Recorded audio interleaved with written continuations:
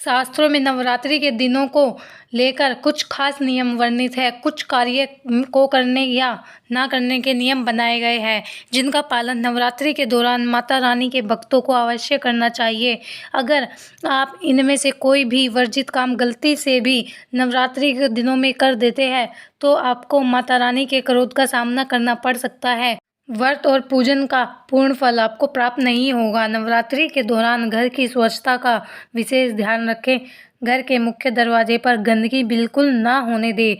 पूजा से पहले हर रोज रोली से स्वास्तिक बनाएं। रोली से स्वास्तिक बनाने पर शुक्र और सूर्य ग्रह जीवन में सकारात्मकता लाते हैं। आपके घर माता रानी की धातु की मूर्ति है तो रोजाना उन्हें स्नान कराकर स्वच्छ वस्त्र पहनाएं।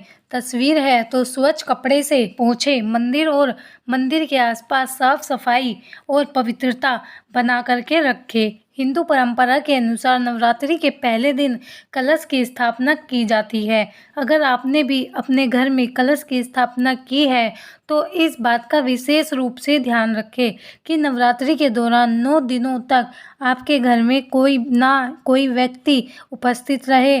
अपने घर को खाली छोड़कर कहीं ना जाए। कलश स्थापना के बाद अगर आप घर को खाली छोड़कर जाते हैं तो इससे आपको नवरात्रि व्रत और पूजन का पूर्ण फल प्राप्त नहीं होता है। नवरात्रि के पहले दिन अखंड ज्योत भी जलाई जाती है। अगर आप अखंड ज्योति जलाने का प्रण लेते हैं तो ज्योति 9 दिनों तक जलती रहनी चाहिए। गलती से भी अखंड ज्योति बुझनी नहीं चाहिए। कई बार बाती को ठीक करते समय बाती बुझने की संभावना होती है, इसलिए जब भी आप अखंड ज्योति की बाती सही करने जाए तो अखंड ज्योति में से ज्योत लेकर आप एक दूसरे दीपक को भी जलाकर पास में रख दें और फिर अखंड ज्योति की बाती सही करें। अगर उस वक्त गलती से आपकी बाती बुझ भी जाती है तो भी आपने दूसरे दीपक में ज्योत जलाकर रखी है, उसी ज्योत से आप वापस अखंड ज्योत को जला दें तो इससे बाती बुझने का दोष नहीं लगता। नवरात्रि में व्रत करने वालों को 9 दिनों तक धार्मिक ग्रंथों का अध्ययन जरूर करना चाहिए।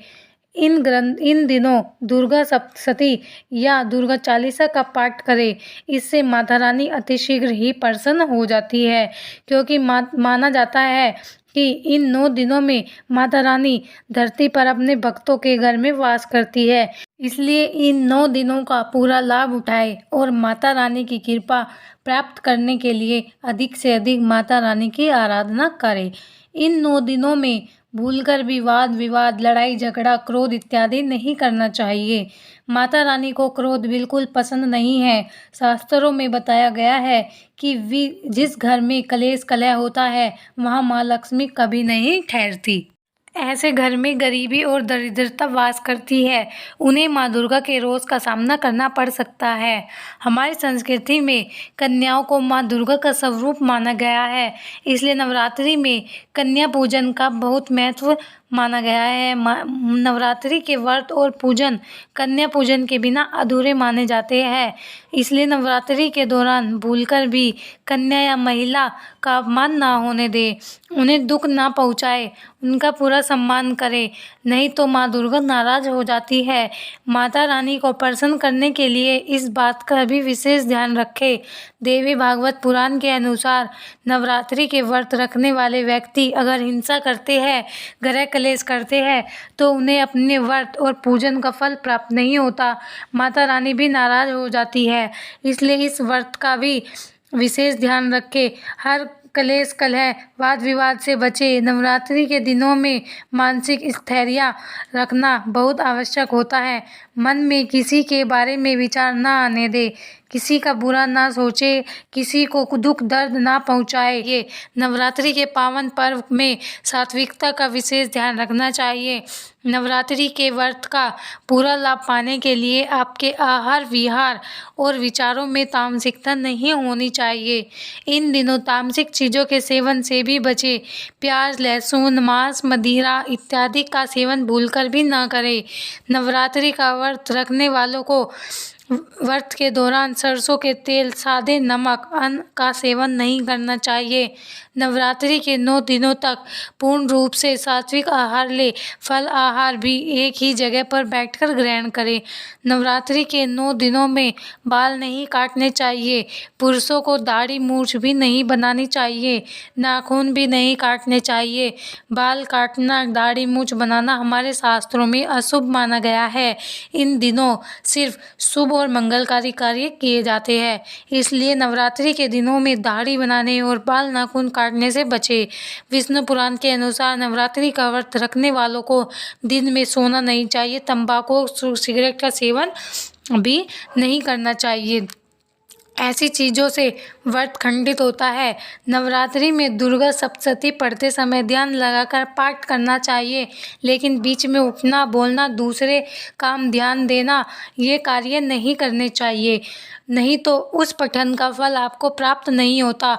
सामान्य सी बात है, नवरात्रि के दिनों में सभी को स्नान अवश्य करना चाहिए और साफ स्वच्छ वस्त्र धारण करने चाहिए। इन पवित्र दिनों में काले रंग के कपड़े पहनना अशुभ माना जाता है।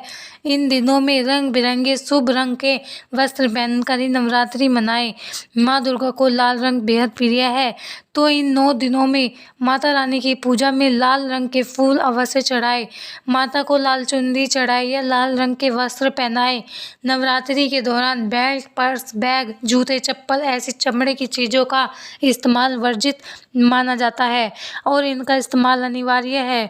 तो इस बात का ध्यान रखें कि अगर आप माता रानी के मंदिर में दर्शन करने जाए तो प्रवेश से पहले इन चीज़ों को बाहर ही निकाल कर रख दे। पूजन के दौरान इन चीज़ों का इस्तेमाल ना करें, वरना आपको माता रानी के क्रोध का सामना करना पड़ सकता है। जिन महिलाओं ने पहले ही संकल्प लेकर व्रत रख लिया है तो उन्हें पीरियड भी आने के बाद भी नवरात्रि के सारे व्रत रखने चाहिए। व्रत को बीच में नहीं छोड़े, लेकिन इस बात का ध्यान रखें कि पीरियड के दौरान आप माता रानी को स्पर्श ना करें, पूजा की सामग्री को स्पर्श ना करें, मंदिर ना जाए, मानस पूजा करें, माता रानी के मंत्र का मन ही मन जाप करें। दुर्गा चालीसा का पाठ करना या सुनना चाहते हैं तो मोबाइल में लगाकर सुन सकते हैं। कोई भी व्यक्ति दुर्गा सप्तशती का पाठ कर रहा है तो आप उस पाठ को सुन सकते हैं। खुद दुर्गा सप्तशती को स्पर्श ना करें। नवरात्रि के दौरान अगर आप इन सभी बातों का ध्यान रखते हैं तो माता रानी की कृपा आपको अवश्य ही प्राप्त होगी और नवरात्रि के व्रत और पूजन का पूर्ण फल प्राप्त होगा। दोस्तों, आपको हमारी ये वीडियो कैसी लगी हमें कमेंट में ज़रूर बताएं और हाँ फ्रेंड्स, हमारी वीडियो को लाइक और चैनल को सब्सक्राइब करना ना भूलें। दोस्तों, अगर आपने हमारे चैनल को सब्सक्राइब नहीं किया है तो सब्सक्राइब कर ले और बेल आइकन पर क्लिक कर ले ताकि हमारी आने वाली वीडियो का नोटिफिकेशन आपको मिल सके। दोस्तों, मिलते हैं अगली वीडियो में and thank you for watching my video.